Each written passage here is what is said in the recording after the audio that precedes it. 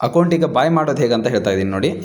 First ನಮ್ಮ ಪೇಜಲ್ಲಿ bio link ಇದೆ ಅಲ್ಲ, ಲಿಂಕ್ ಮೇಲೆ ಕ್ಲಿಕ್ ಮಾಡಿ. ಫಸ್ಟ್ ಆಲ್ ಲಿಂಕ್ಸ್ ಅಂತ ಕ್ಲಿಕ್ ಮಾಡಿದ್ರೆ ಒಂದೇ ಅಕ್ವಾ ಫಂಡೆಡ್ $1 ಅಕೌಂಟ್ ಅಂತ ಇದೆ, ಅದನ್ನು ಕ್ಲಿಕ್ ಮಾಡಿದ್ರೆ ನಿಮ್ಗೆ ಅಕೌಂಟ್ ಓಪನ್ ಆಗುತ್ತೆ. ಅಲ್ಲಿ ಕ್ಲೇಮ್ ಮೈ ಅಕೌಂಟ್ ಅಂತ ಮೇಲ್ ಬರುತ್ತೆ, ಇಲ್ಲಾಂದರೆ ಸ್ವಲ್ಪ ಸ್ಕ್ರೋಲ್ ಡೌನ್ ಮಾಡಿದ್ರೆ ಆಟೋಮೆಟಿಕ್ಲಿ ಗೆಟ್ ಫಂಡೆಡ್ ಅಂತ ಆಪ್ಷನ್ ಇರುತ್ತೆ. ಸೊ ಅಲ್ಲಿ ಕ್ಲಿಕ್ ಮಾಡಿದ್ರೆ ನಿಮಗೆ $1,000 ಅಕೌಂಟ್ ಸಿಗುತ್ತೆ. ಸೊ ಈಗ ನೋಡಿ, ಇಲ್ಲಿ ನಿಮ್ಮ ನೇಮು, ನಿಮ್ಮ ಏರಿಯಾ, ನಿಮ್ಮ ಅಡ್ರೆಸ್ ಎಲ್ಲ ಫಿಲಪ್ ಮಾಡಿದ್ರೆ ಇಲ್ಲಿ $100 ಅಂತ ತೋರಿಸುತ್ತೆ. ಬಟ್ ನೀವು ಕನ್ಫ್ಯೂಸ್ ಆಗಿಬಿಟ್ರೆ $100 ಕೇಳ್ತಾ ಇದೆಯಲ್ಲಪ್ಪ ಅಂತಲ್ಲ. ಪ್ಲೇಸ್ ಆರ್ಡರ್ ಅಂತ ಕ್ಲಿಕ್ ಮಾಡಿದ್ರೆ ನೆಕ್ಸ್ಟ್ ನಿಮ್ಗೆ ಶೋ ಆಗೋದೆ. ಈಗ ಇಲ್ಲಿ ಪೇಮೆಂಟ್ ಗೇಟ್ವೇ ಮತ್ತು ಇದು ಆ್ಯಡ್ ಅಂತ ಪಾಪಪ್ ಅಂತ ಬ್ಲಾಕ್ ಮಾಡಿಗಿಡೀರ. ಸೊ ಇಲ್ಲಿ ವೀಸಾ ಮತ್ತು ಮಾಸ್ಟರ್ ಕಾರ್ಡ್ ಅಷ್ಟೇ ಯೂಸ್ ಆಗೋದು. ಸೊ ರೂಪೇ ಕಾರ್ಡ್ ಇದ್ದರೆ ಯೂಸ್ ಆಗೋಲ್ಲ. ಸೊ ಅದೊಂದು ತಲೆ ಇಟ್ಕೊರಿ.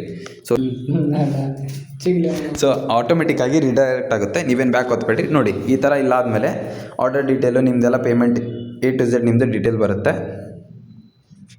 So order is done.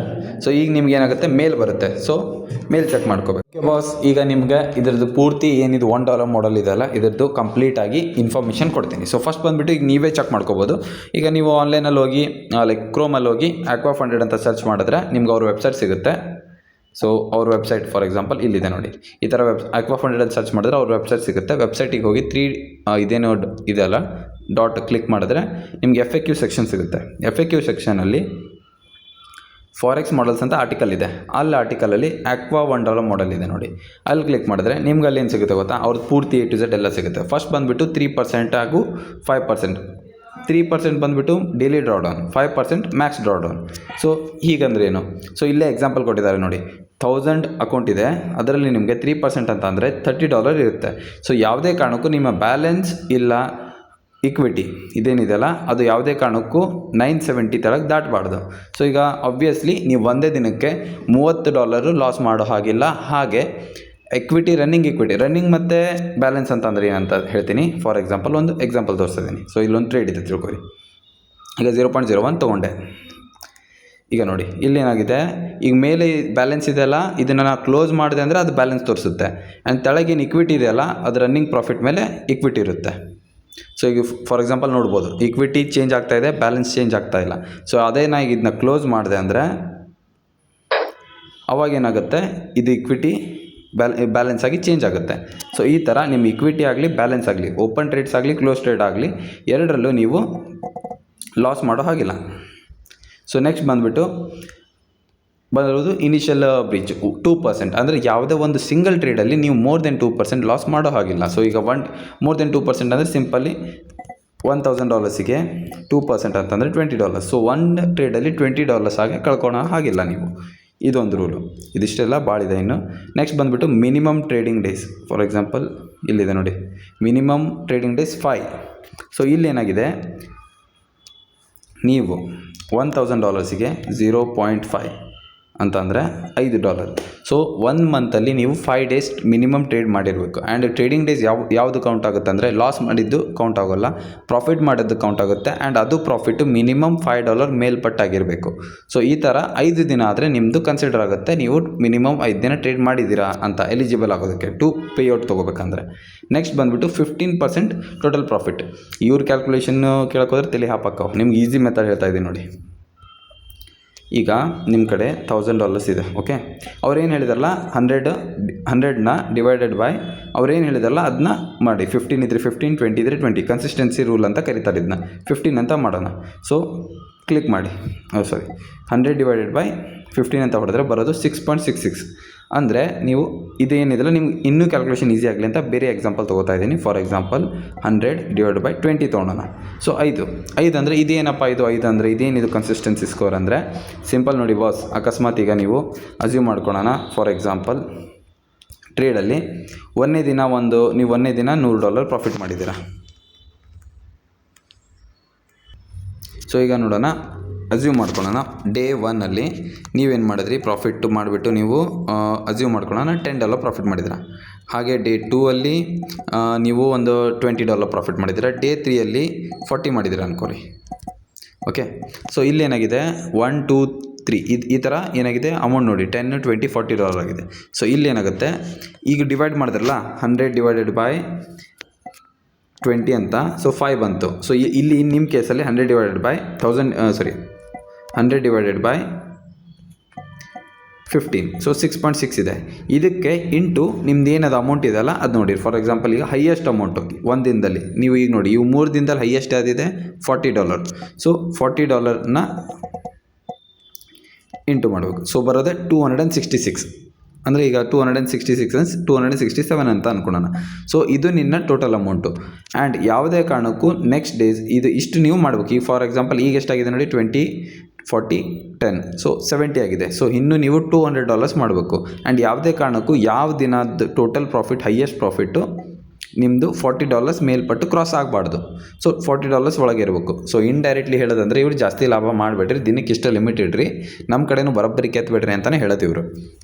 So ಈಗ ತಿಳ್ಕೊಳ್ಳೋಣ, ಈಗ $20 ಮಾಡ್ಬೇಕಂದ್ರೆ ನೀವು ಈಗ $200 ಮಾಡ್ಬೇಕಂದ್ರೆ ನೆಕ್ಸ್ಟ್ ಇನ್ನೂ ಒಂದು 5-6 ದಿನ ಕಂಟಿನ್ಯೂಸ್ ಆಗಿ $40 ಒಳಗೆ, ಅಂದರೆ $30, $20 ಹಂಗೆ ಮಾಡಬೇಕು. ಎಕ್ಸಾಂಪಲ್ ನೋಡೋದಾದರೆ ಅಕ್ಯುರೇಟಾಗಿ 200/30 ಅಂದರೆ ಇನ್ನು ನೆಕ್ಸ್ಟ್ 6 ದಿನ ಇಲ್ಲ 7 ದಿನ ನೀವು $30, $32, $35 ಅಂತ ಈ ಥರ ಮಾಡಬೇಕು. 40 ಕ್ರಾಸ್ ಆಗಬಾರ್ದು. ಸೊ ಸಿಂಪಲ್ಲಾಗಿ ಹೇಳ್ಬೇಕಂದ್ರೆ ಯಾವುದೇ ದಿನದ ಹೈಯೆಸ್ಟ್ ಪ್ರಾಫಿಟ್ಟು ಒಂದೇನು ಲಿಮಿಟ್ ಇಟ್ಕೊಂಡಿರ್ತೀರಲ್ಲ ಅದು ಈಗ ಇಲ್ಲಿ 15% ಇದೆ, 6 ಪಟ್ಟು, ಅದರ 6 ಪಟ್ಟು ನೀವು ಟೋಟಲ್ ಪ್ರಾಫಿಟ್ ಅದು ಮಾಡಬೇಕು. ಆ್ಯಂಡ್ ಯಾವುದೇ ಕಾರಣಕ್ಕೂ ಯಾವ ದಿನವೂ ಒಂದು ಪರ್ಟಿಕ್ಯುಲರ್ ಡೇದು ಏನಿರುತ್ತಲ್ಲ ಅದನ್ನು ಕ್ರಾಸ್ ಆಗಬಾರ್ದು.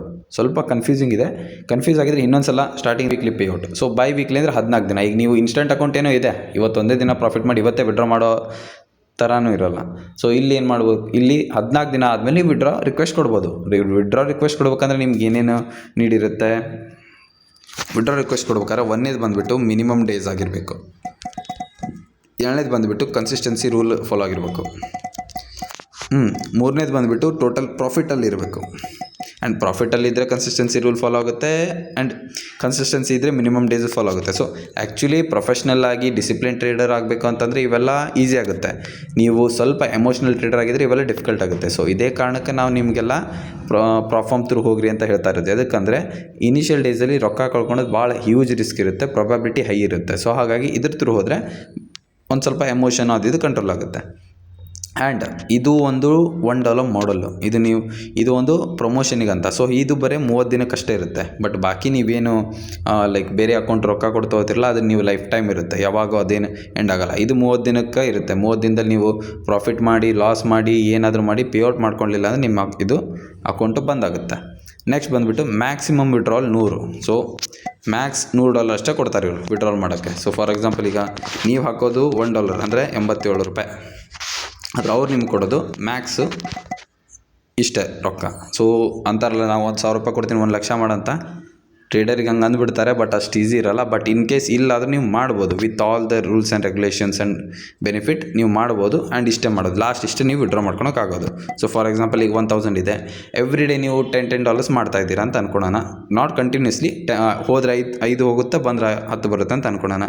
ಸೊ 5 -5 ಲೈಕ್ 1000 -5 +10 -5 +10 ಅಂತ ಮಾಡ್ತಾ ನೀವು $100 ಮಾಡಿದ್ರೆ ಆರಾಮ್ಸೆ ನೀವು ಅದು 90% ವಿಡ್ರಾ ಮಾಡ್ಕೋಬೋದು. $90 ಅಂದರೆ ಇಷ್ಟು ನಿಮ್ಮ ಅಕೌಂಟಿಗೆ ಬಂದು ಬೀಳುತ್ತೆ 1 ಮಂತಲ್ಲಿ.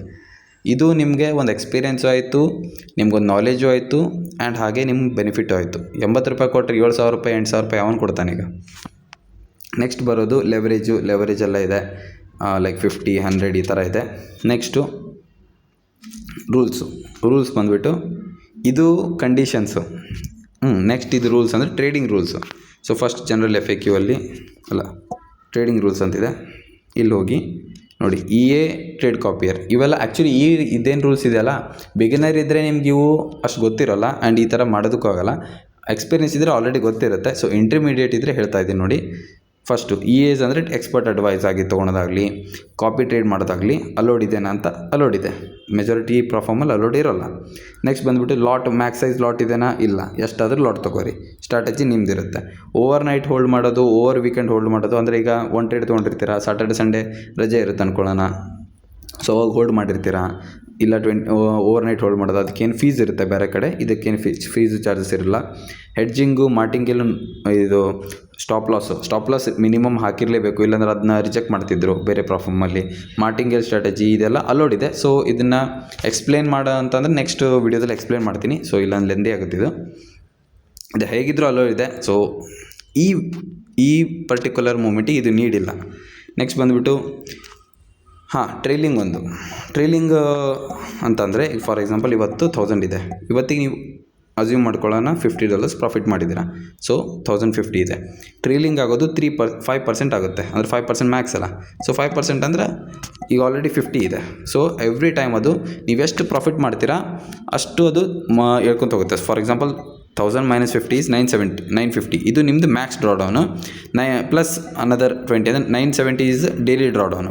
ಈಗ ಇವತ್ತು ಅಕಸ್ಮಾತ್ ನೀವು ಮತ್ತೊಂದು 50 ಮಾಡಿದ್ರೆ ಅಲ್ಲಿಗೇನಾಗುತ್ತೆ 1000 ಮೈನಸ್ ಪ್ಲಸ್ ಅನದರ್ 50 ಮಾಡಿದ್ರೆ ಇಂಟು -3%. ಸೊ ಇವತ್ತಿನ ಇಷ್ಟಾಗುತ್ತೆ ನಿಮ್ಮದು ಡೈಲಿ ಡ್ರಾಡೌನ್. ಇದರ ಅಂದರೆ 1000 1050 -3%, ಸೊ -1050. ಸೊ ನೋಡಿ, ಆ ದಿನದ ನೀವು 30 ಲಾಸ್ ಮಾಡೋಗಿಲ್ಲ. ಈ ಯಾವುದೇ ಥರ ಕ್ಯಾಲ್ಕುಲೇಷನ್ ಅಂತ ನೋಡಿದ್ರೆ $30 $50 ಅಷ್ಟೇ ಇರುತ್ತೆ. ಬಟ್ ಇಲ್ಲೇನಾಗುತ್ತೆ, ಟ್ರೇಲಿಂಗ್ ಡ್ರಾಡೌನ್ ಮೇಲೆ ಹೋದಂಗೆ ನಿಮ್ಮದೇನು ಅಕೌಂಟ್ ಏನಿದೆಲ್ಲ ಲಾಸ್ಟ್ ಈಗ ಫಾರ್ ಎಕ್ಸಾಂಪಲ್ ಫಸ್ಟಿಗೆ 970 ಇತ್ತು, ಈಗ 1000